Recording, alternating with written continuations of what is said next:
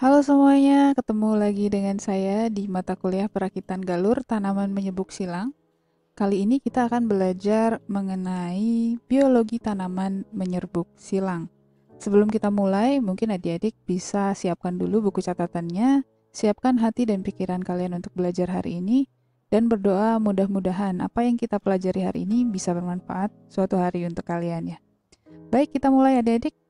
Sub pokok bahasan untuk hari ini adalah apa itu penyerbukan silang, kemudian bagaimana penyerbukan silang di alam, meskipun kalian sudah pernah pasti ya dari sejak SD, tapi kita ulang lagi saja. Kemudian jenis-jenis tanaman menyerbuk silang, self-incompatibility atau ketidakcocokan diri, kemudian inbreeding depression atau depresi silang dalam, dan yang terakhir adalah ciri-ciri dari tanaman menyerbuk silang. Yang pertama adik-adik, apa itu penyerbukan silang? Nah, jadi definisi dari penyerbukan silang atau dalam bahasa Inggris adik-adik namanya adalah alogami, adalah menempelnya serbuk sari suatu bunga kepada kepala putik bunga tanaman lain pada spesies yang sama. Masih spesies sama ya. Dan tanaman yang melakukan penyerbukan silang tersebut disebut dengan tanaman menyerbuk silang atau alogamus kalau dalam bahasa Inggris. Jadi begini ya adik-adik ya. Menempelnya serbuk sari suatu bunga ke kepala putik bunga tanaman lain pada spesies yang sama. Saya punya 3 bunga nih adik-adik di sini ya. Saya punya bunga A, punya bunga B, dan punya bunga C.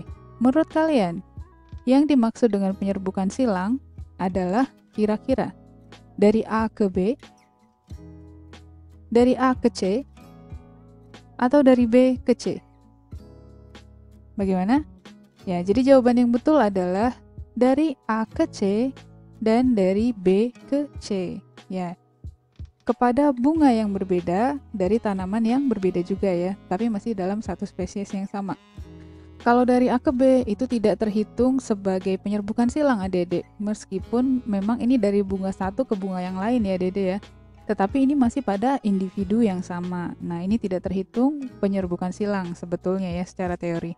Jadi, penyerbukan silang adalah menempelnya serbuk sari suatu bunga ke kepala putik bunga tanaman lain pada spesies yang masih sama.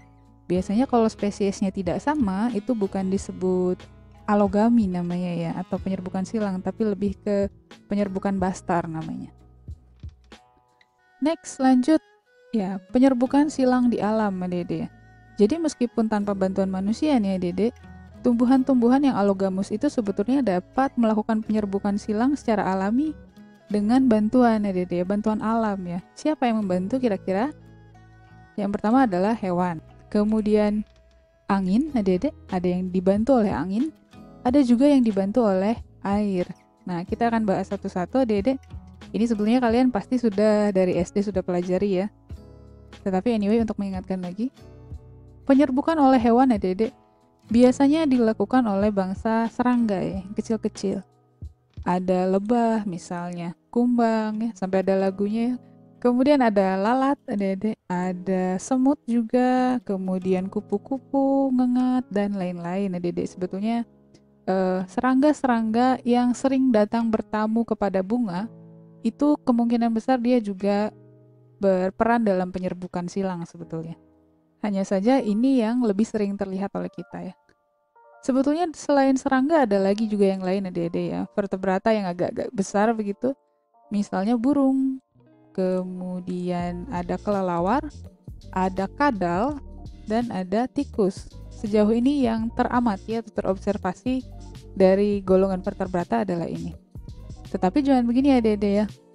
Oh, ternyata lalat atau ternyata kupu-kupu itu bagus untuk penyerbukan. Lalu kita inikan aja, kita kasih aja yang banyak begitu ya. Tidak begitu juga ya Dede ya. Semua hewan ini memang memiliki dampak positif Dede. Tetapi juga dia memiliki dampak negatif sebetulnya. Misalnya kalau kupu-kupu kan kalau dia masih fase ulat ya dia makan tanaman kita kan ya. Lalat juga misalnya ada lalat buah itu juga bikin tanaman kita jadi rusak. Nah, kita pilihlah kalau memang bisa memilih ya Dede ya. Hewan-hewan yang memiliki dampak positif untuk penyerbukan, tetapi tidak memiliki dampak negatif yang terlalu besar. Nah, itulah kenapa petani-petani itu suka dengan lebah, Adik-adik ya. Karena dia cuma menghisap nektar, melakukan penyerbukan, tetapi tidak mengganggu tanaman, begitu. Lalu, bagaimanakah ciri-ciri dari bunga yang diserbuki oleh hewan, Adik-adik? Pertama, dia pasti harus memiliki warna yang menarik, mencolok atau indah ya. Dia biasanya mahkotanya itu wah luar biasa indah dengan warna yang mencolok. Karena pasti harus ada sesuatu yang bisa menarik si hewan-hewan itu untuk mendekat. Kemudian aromanya juga ya tajam, itu bisa wangi, bisa juga bau, Adik-adik. Kemudian memiliki kelenjar nektar ya. Nektar itulah yang menjadi treat untuk si hewan-hewan itu ya. Mereka datang karena warnanya mencolok, wanginya harum misalnya. Kemudian dia punya kelenjar nektar yang bisa menjadi bahan makanan untuk mereka begitu. Kemudian polen atau serbuk sarinya lengket, Adik-adik. Mekanismenya memang begitu. Jadi nanti si polen itu akan gampang untuk menempel di badan serangga. Kemudian penyerbukan oleh angin, Adik-adik. Bagaimana ciri-cirinya? Yang pertama, pasti polennya banyak, kecil dan ringan. Supaya apa? Supaya bisa terhembus oleh angin ya. Nah, biasanya pada saat musim semi seperti sekarang nih, bulan April, ketika dulu saya masih studi di Taiwan, itu biasanya saya selalu bersin-bersin. Bulan April, Mei itu bersin-bersin. Kenapa? Karena banyak polen yang matang ya. Karena mereka sudah mulai, oh ya musim semi, saatnya kita beranak pinak lagi, begitu. Lalu polennya kemudian tertiup kemana-mana, Adik-adik. Nah, biasanya kepala putiknya itu berbulu dan menjulur keluar. Dalam artian dia tidak tertutupi oleh mahkota atau tidak tertutupi oleh suatu struktur yang lain, begitu, Adik-adik. Dia berbulu biasanya kenapa? Untuk menangkap si polen-polen yang kecil itu ya, lengket di bulunya begitu. Kemudian biasanya tangkai sarinya panjang, Adik-adik. Kenapa harus panjang? Karena dia kan diserbuki oleh angin ya. Karena targetnya angin, sehingga ketika tertiup angin seperti ini, Adik-adik, dia akan gemulai hingga polennya kemudian ke bawah kemana-mana. Dan biasanya dia tidak bermahkota dan warnanya pucat ya, tidak menarik begitu. Contohnya seperti apa? Kita sering lihat sehari-hari ya, misalnya jagung begitu. Nah, bisa lihat di sini polennya ini banyak ya, Dede ya. Banyak, tangkainya tinggi, tangkai sarinya maksudnya ya. Kemudian dia si putiknya ini juga dia menjulur dan dia lengket berbulu begitu. Next, ada penyerbukan oleh air ya, Dede. Memang penyerbukan oleh air ini khusus untuk tanaman-tanaman yang hidupnya di air. Seperti misalnya ini teratai, ada hidrilla, ada genjer, dan lain-lain. Kalian bisa lihat sendiri. Jadi penyerbukannya seperti ini ya, Dede. Biasanya dia stamennya atau polennya itu ada di bawah nih ya, Dede nih. Kemudian dia terbawa oleh air, kemudian dia menempel pada bunga yang betina begitu.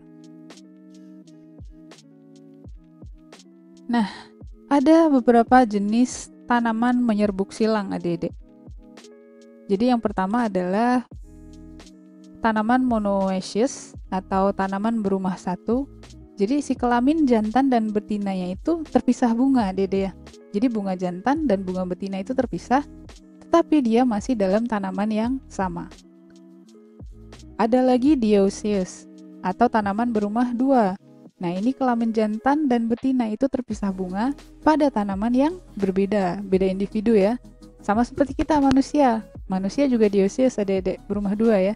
Jadi ada yang perempuan, ada yang laki-laki, terpisah individu ya.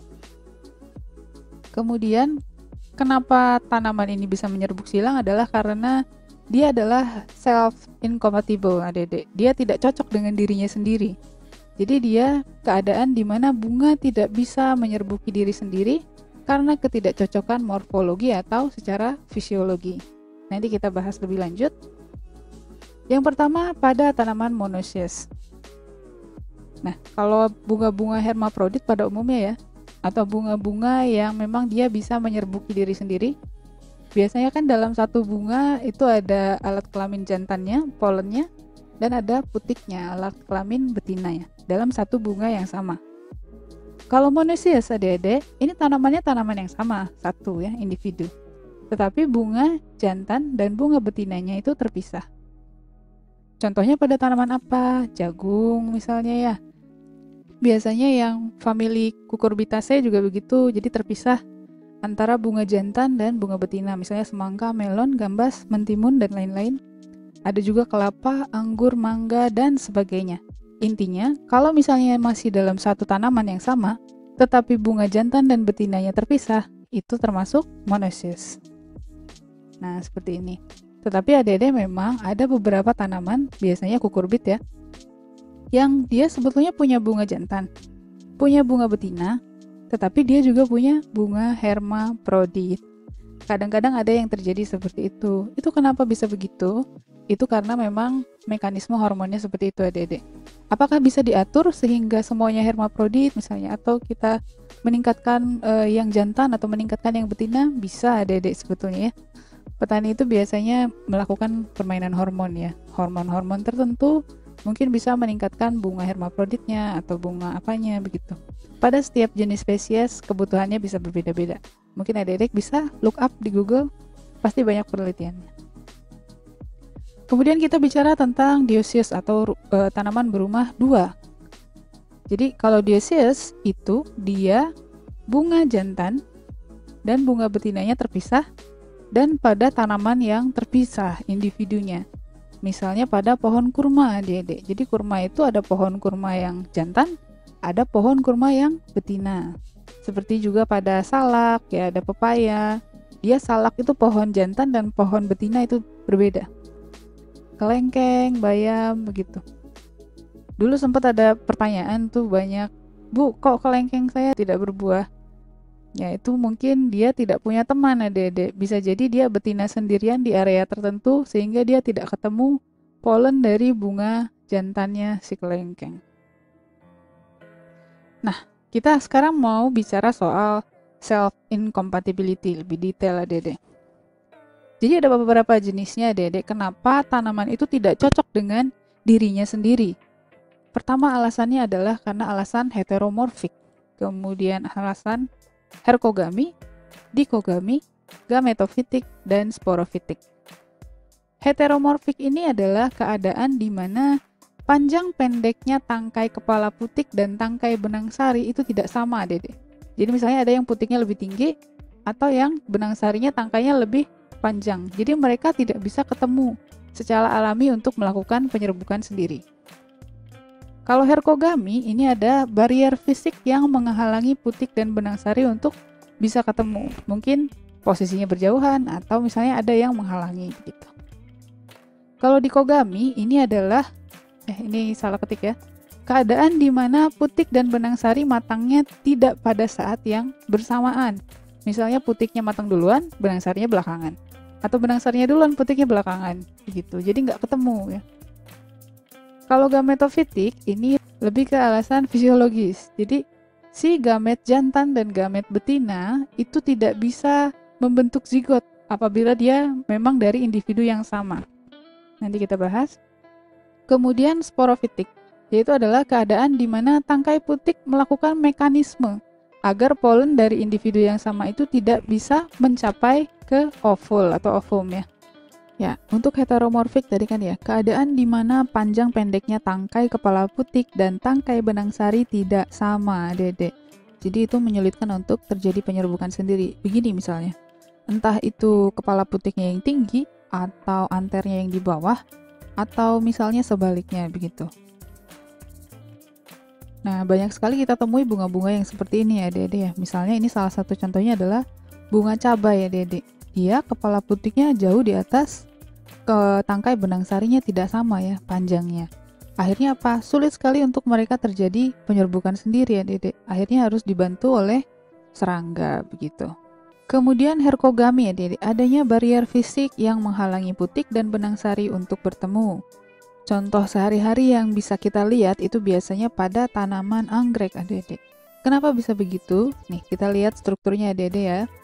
Jadi, anter dari tanaman anggrek atau si benang sarinya itu ada di depan sini, adik-adik ya. Di sini nih, yang warna kuning. Nah, sementara putiknya atau stigmanya itu berada di belakangnya, adik-adik. Di baliknya, di balik si anter ini. Jadi, secara alami agak sulit adik-adik untuk mereka kemudian bisa bertemu. karena jauh jaraknya ya, atau ada yang membarier, ada yang menghalangi seperti ini. Akhirnya dia juga harus dibantu oleh serangga, penyerbukannya di alam ya, begitu, atau oleh manusia kalau kita mau memuliakan ya, begitu. Ada juga dikogami tadi ya. Dikogami ini adalah ketika kematangan dari putik dan benang sari itu tidak bersamaan ya Dede. Ada yang dinamakan adikogami. Jadi kalau adikogami itu adalah kematangannya pada saat yang sama ya. Ini nggak masalah ya kalau adikogami ya. Ada yang dinamakan dengan proterandri.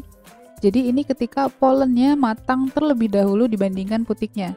Ini biasanya contohnya katanya pada tanaman kapas. Ada yang disebut juga proterogini. Jadi keadaan di mana putiknya itu matang duluan dibandingkan dengan polen. Contohnya pada tanaman apel dan kakao. Begitu. Jadi nggak ketemu ya Dede ya. Jadi ketika misalnya polennya matang duluan, nanti ketika giliran putik yang matang, polennya itu sudah tidak bisa menyerbuki lagi, sudah tua. Begitu. Nah, sementara mengenai gametofitik dan sporofitik ini kan lebih ke kondisi apa ya namanya ya? Genetis dan fisiologis gitu ya.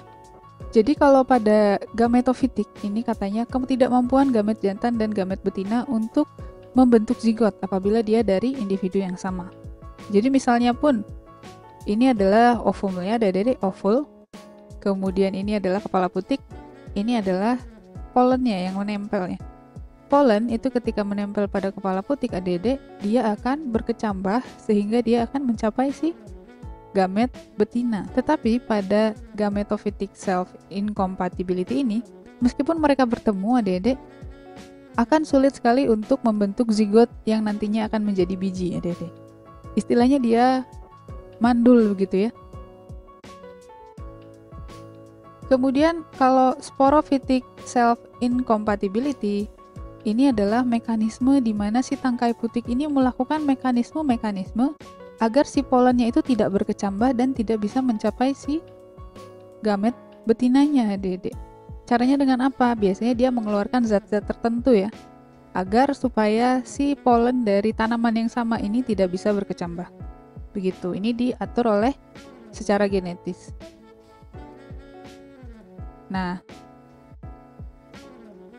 mekanisme gametofitik itu teramati katanya pertama kali muncul pada tembakau, ini tahun 1920-an ya Dede baru ditemukan. Kemudian famili Brassicaceae biasanya katanya brokoli, kol, kembang kol, mustard begitu. Kemudian mekanisme sporofitik teramati muncul katanya pada tanaman-tanaman yang famili Asteraceae. Misalnya seperti kenikir ya, bunga-bunga kenikir itu. Kemudian Arabidopsis katanya begitu.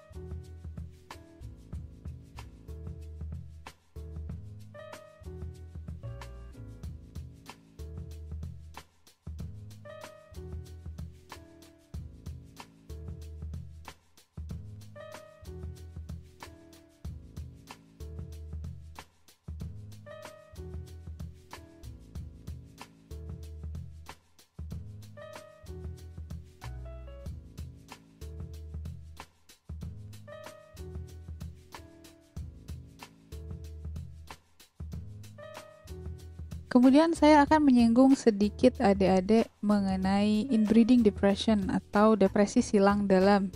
Ini pasti adalah istilah yang akan sering sekali kalian temui apabila kalian mendalami ilmu pemuliaan.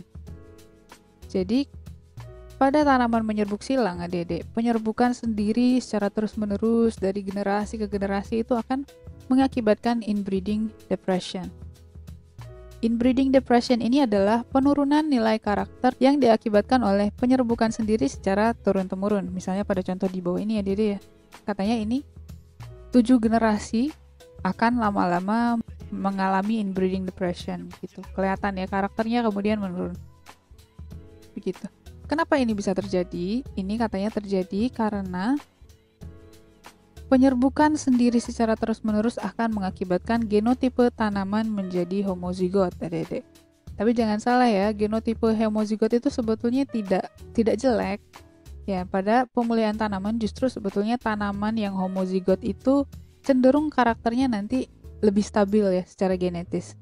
Tetapi ini pada tanaman menyerbuk silang, Dede ya, yang secara natural dia memang heterozigot ya, Dede. Memang heterozigot. Jadi akan ada gen-gen yang nantinya akan dikorbankan, Dede, mengalami erosi dan akhirnya muncul gen-gen yang homozigot resesif, Dede. Saya tidak ketemu gambarnya tanaman ya, jadi kalau pada hewan juga ada, Dede, inbreeding depression. Jadi bisa kalian lihat di dalam diagram ini, ketika dia inbred, Dede, lama-lama nanti akan muncullah gen homozigot resesif. Itu tidak bagus memang untuk tanaman yang menyerbuk silang. Kenapa? Karena dia secara natural adalah heterozigot dan biasanya mengandalkan heterosis untuk ketangguhan karakternya ya. Heterosis itu apa? Nanti kalian pelajari dengan Bu Nurul ya. Intinya begitu, Adik-adik. Inbreeding depression ini terjadi pada tanaman yang menyerbuk silang ketika dia terus disilangkan dengan dirinya sendiri. Nah, manusia juga sebetulnya begitu, Adik-adik ya. Kita kan ya makhluk menyerbuk silang sebetulnya. Ketika kita menikah dengan saudara sendiri atau yang memiliki garis keturunan yang sama, itu biasanya kita akan nanti punya masalah-masalah genetis ya. Penyakit-penyakit yang muncul karena genetis, begitu.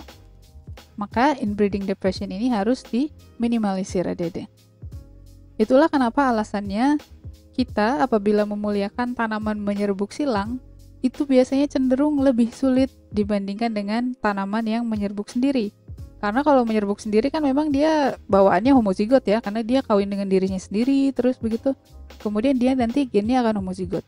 Tetapi ketika kita akan memuliakan tanaman menyerbuk silang, kita harus membuat tanaman yang homozigot, Adik-adik, karena supaya stabil. Tetapi kita berbentrokan dengan inbreeding depression ini. Nah, gimana caranya kita dapat tanaman yang homozigot dari penyerbukan silang tanpa mengalami inbreeding depression? Ya, nanti kalian akan belajar dengan Bu Nurul seperti itu ya. Nah, Adik-adik, kita sudah ada di penghujung acara kita, tetapi saya punya PR untuk kalian. Jadi berdasarkan yang tadi saya jelaskan nih ya, saya jelaskan ini itu, menurut kalian, apa saja ciri-ciri dari tanaman menyerbuk silang? Kalian bisa list ya, mungkin tanamannya seperti ini, ciri-cirinya. Supaya kalian bisa merekognisi ya, kalau kalian lagi di luar misalnya, atau kalian bertemu tanaman, tanamannya menyerbuk silang atau menyerbuk sendiri, kalian sudah harus tahu, Adik-adik ya. Jadi silakan di list, nanti kita akan bahas minggu depan. Anyway, Adik-adik, begitu saja pertemuan kita hari ini. Terima kasih sudah menyimak sampai detik ini, Adik-adik. Mohon maaf apabila saya ada kekurangan. Terima kasih. Wassalamualaikum warahmatullahi wabarakatuh.